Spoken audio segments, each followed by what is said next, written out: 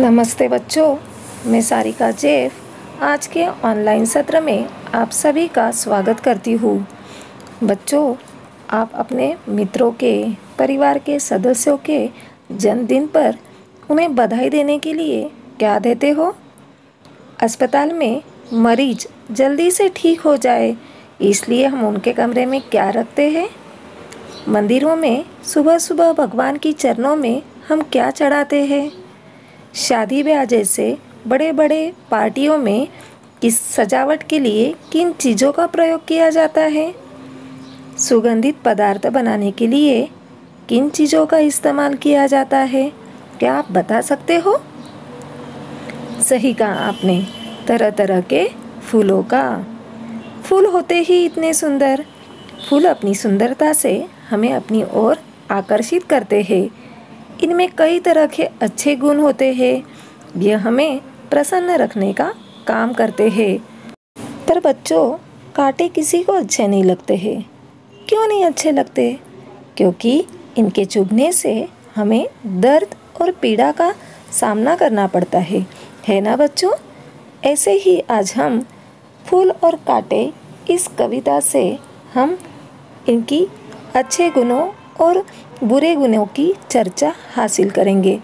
इसके कवि है अयोध्या सिंह उपाध्याय हरिओत जी। प्रस्तुत कविता फूल और कांटे की तुलना उनके विभिन्न प्राकृतिक गुणों के आधार पर की है। इस कविता के माध्यम से कवि ने फूल के मान प्रतिष्ठा का बखान करते हुए यानी गुणों को बताते हुए फूल को सुखदाता, प्रेम एवं आदर्श का प्रतीक बताया है।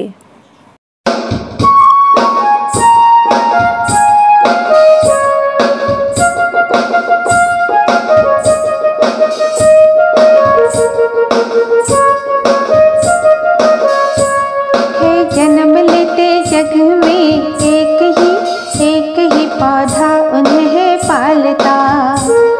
है जन्म लेते जग में एक ही पौधा उन्हें पालता।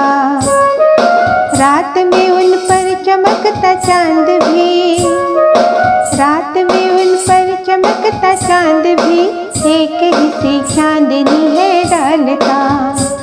है जन्म लेते जगह में एक ही पौधा उन्हें पालता। आइए इनके पंक्तियों का अर्थ जान लेते हैं। कवि कहते हैं कि एक ही पौधे में फूल और कांटों का जन्म होता है, पर इनके व्यवहार और गुणों में बहुत ही अंतर है। अंतर यानी असमानता है। जबकि इनका पालन पोषण समान रूप में होता है। पालन पोषण यानी जब ये बड़े होते हैं तो ये एक ही रूप में बड़े होते हैं। जैसे रात में चमकने वाला चांद समान रूप में रोशनी देता है। वर्षा ऋतु में बारिश की बूंदें और हवा समान रूप से इन पर क्या करती है? बरसती है और बहती है। मेह उन पर है बरसता एक सा, एक सी उन पर हवाएं है बही। मेह उन पर है बरसता एक सा, एक सी उन पर हवाएं है बही। पर सदा ही यह दिखाता है हमें, पर सदा ही यह दिखाता है हमें ढंग उनके एक से होते नहीं। दूसरे पंक्तियों का अर्थ जान लेते हैं। इसमें कवि कहते हैं कि मेह उन पर एक सा बरसता है। मेह यानी क्या? बरसात। एक सी ही हवाएं उन पर बहती है। देखो बच्चों, कवि उदाहरणों के द्वारा समझाना चाहते हैं कि एक ही पौधा है जिन पे उनका जन्म एक समान होने के बावजूद भी उनके गुणों में क्या है? अंतर है। फिर यह अंतर क्यों है? हमने ये सदा ही देखा है। सदा यानी क्या? हमेशा से हम देखते आ रहे हैं कि फूल और कांटे इनके जो ढंग होते हैं तो ये एक समान नहीं होते हैं। छेद कर काटा किसी की उंगलियां, फाड़ देता है किसी का वर वसन। काटा किसी की उंगलियां, फाड़ देता है किसी का वरवसन। प्यार डूबी तितलियों के परकतर, प्यार डूबी तितलियों के परकतर, भौर काहे वेध देता शाम तन। अगले पंक्तियों का अर्थ बताते हुए कवि कांटों के दुर्गुणों का वर्णन करते हुए कहते हैं कि कांटे जो होते हैं वे उंगलियों को छेद देते हैं।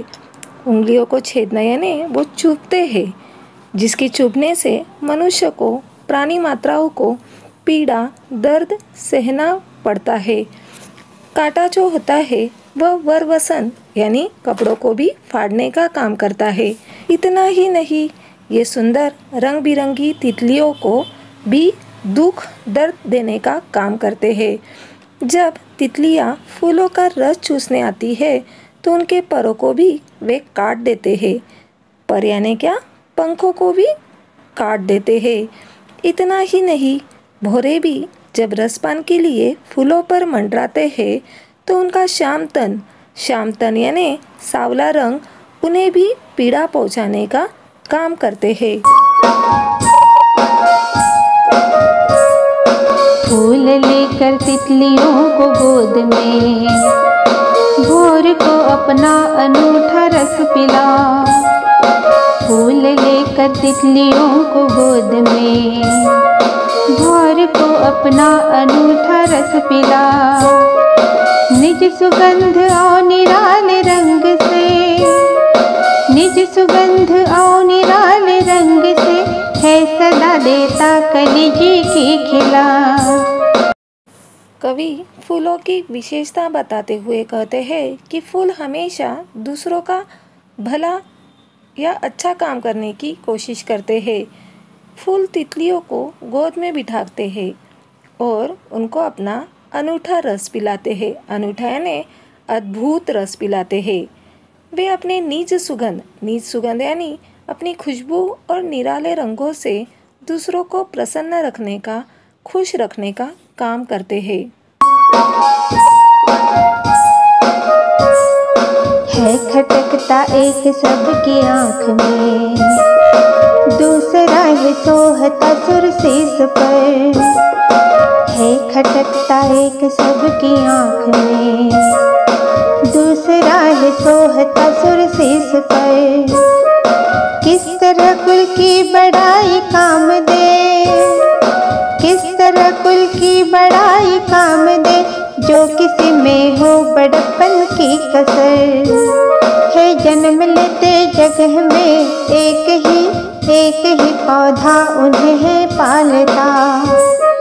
रात में उन पर चमकता चांद भी, रात में उन पर चमकता चांद भी, एक ही सी चांदनी है डालता। कविता के अंतिम पंक्तियों का अर्थ बताते हुए कवि कहते हैं कि फूल और कांटे एक ही पौधों के हिस्सा होते हैं। ये एक ही पौधों के हिस्सा होने के बावजूद भी कांटा जो है वह सबकी आँखों में खटकता है यानी चुभता है, क्योंकि वह अपने कर्म से लोगों को दुख देने का काम करता है। वही दूसरी ओर फूल जो है वह हमेशा दूसरों के द्वारा प्रेमपूर्वक आदर पाता है। वह मंदिरों में भी भगवान के सिर का ताज बन जाता है, क्योंकि फूल हमेशा अच्छा काम करता है।